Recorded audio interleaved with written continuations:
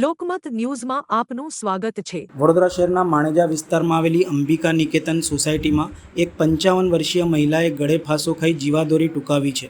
છેલ્લા ઘણા સમયથી ડિપ્રેશન અને માનસિક તણાવ વચ્ચે ઝઝૂમી રહેલી મહિલાએ પરિવારની ગેરહાજરીમાં આ અંતિમ પગલું ભર્યું હતું। મકરપુરા પોલીસે ઘટના સ્થળે પહોંચીને તપાસ હાથ ધરી છે। મૃતકની ઓળખ મંજુલાબેન પરમાર તરીકે થઈ છે। પરિવારજનોના જણાવ્યા અનુસાર મંજુલાબેન છેલ્લા ઘણા સમયથી ગંભીર ડિપ્રેશનનો શિકાર હતા અને તેમની મનોચિકિત્સક પાસે સારવાર પણ ચાલી રહી હતી। તેઓ અવારનવાર રડતા હતા અને માનસિક અસ્વસ્થ રહેતા હતા। તાજેતરમાં તેમની તબિયત લથડતા હોસ્પિટલમાં સારવાર પણ અપાઈ હતી, પરંતુ માનસિક સંઘર્ષના કારણે તેઓ હતાશામાં હતા। ઘટના બની ત્યારે પરિવારના સભ્યો જમવાનું લેવા માટે બહાર ગયા હતા। આ સમયે મંજુલાબેને રૂમમાં જઈને પંખા સાથે ઓઢણી બાંધી ગળે ફાંસો ખાઈ લીધો હતો।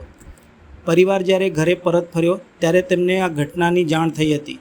મકરપુરા પોલીસે સ્થળ ઉપર પહોંચીને તપાસ કરતા કોઈ સુસાઇડ નોટ મળી આવી નથી। પ્રાથમિક તપાસમાં આ પગલું માનસિક બીમારીના કારણે જ ભર્યું હોવાનું સામે આવ્યું હતું। પોલીસે મૃતદેહને પીએમ માટે એસએસજી હોસ્પિટલ ખસેડી અકસ્માત મોતનો ગુનો નોંધી વધુ તપાસ હાથ ધરી છે।